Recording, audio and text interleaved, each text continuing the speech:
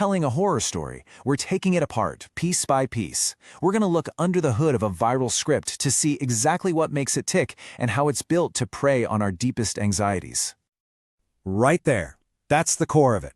It's not about some ghost or a monster in the dark. No, it's about something that takes your own emotions and turns them into a weapon against you. This one single chilling line, well, it's the whole terrifying engine of the story.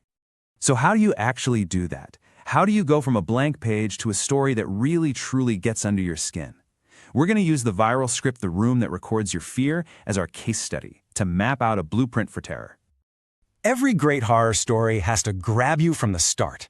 And the first part of this script, called The Invitation, is just a masterclass in how to set the perfect trap.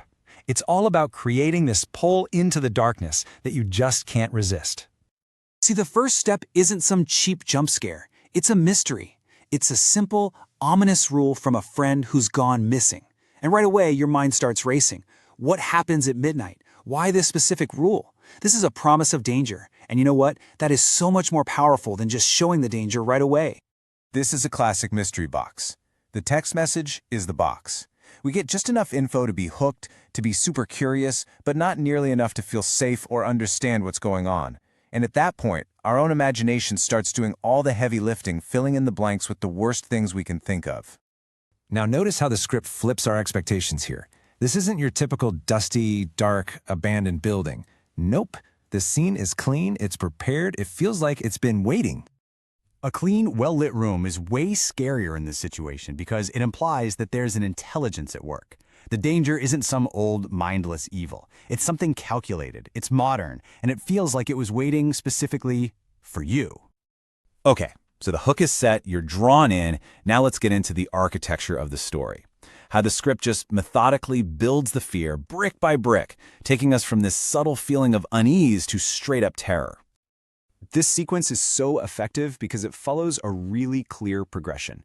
It starts with this external mystery, the building, the weird door, and then it just methodically shifts inward, making it deeply personal, first with a friend's voice, and then with the character's own twisted memories.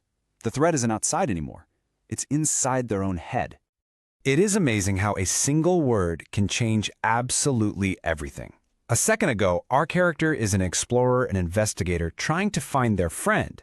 But with this one tiny detail, the power dynamic just completely flips on its head. That word, monitoring, transforms our hero from an active participant into a passive subject. They're no longer exploring a strange place. They've walked into an experiment. They are being watched. And now, suddenly, every single move feels observed. And here it is. This is the big turning point. The horror is now inescapable. Why? Because it's not just a scary room anymore. The thing in the room is weaponizing the protagonist's own mind. I mean, how do you possibly fight your own memories? All right, you can't just build up all that tension without a terrifying payoff. It's time for the big reveal. Let's break down the climax of this story, the part that's called the presence. The way the reveal is handled here is just brilliant. We expect the character to turn around and scream, right? But no, the monster is revealed through a screen, through the very technology that was monitoring them. It makes the whole thing feel both super close and at the same time chillingly detached. This description is just masterful. It plays on our modern digital fears, the glitching, the corrupted video file, but then it slams us with something primal, that distorted human shape with a blurred face, except for one perfectly clear predatory smile. It's terrifying because it's almost familiar. The lights come on, the monster vanishes, the hero runs out. Story's over, right? We can all breathe again. Well, not in great horror. The real terror, the part that sticks with you long after you're done, is always in those final lines. So let's just quickly break this down. The climax and the twist do two very different things. The climax is the payoff. It's that intense, heart-pounding moment of fear that answers the big question. But the twist? The twist is what creates the dread. It rips away any sense of relief and leaves you with a brand new, terrifying question. And there it is, the punch to the gut. The story we just witnessed wasn't a memory from the protagonist. It was the recording. Someone or something filmed the entire event from a perspective that simply should not exist. This is what makes it a perfect twist. It reveals the horrible truth. The entity is not stuck in that room. It's out in the world. It has the main character's number, and it's sending them a highlight reel of their own terror. The escape meant nothing. The cycle is just beginning all over again.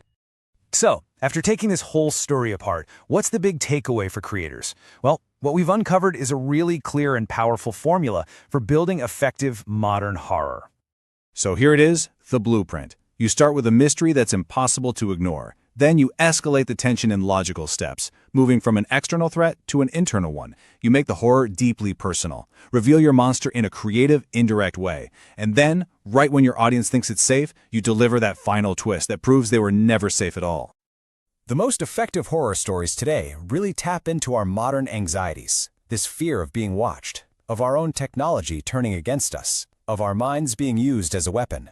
This script proves that the most terrifying monster isn't the one that breaks down your door. It's the one that sends you a video of it happening, from inside the room. So the real question isn't just what fear you'll record, but whose fear is going to be recorded next.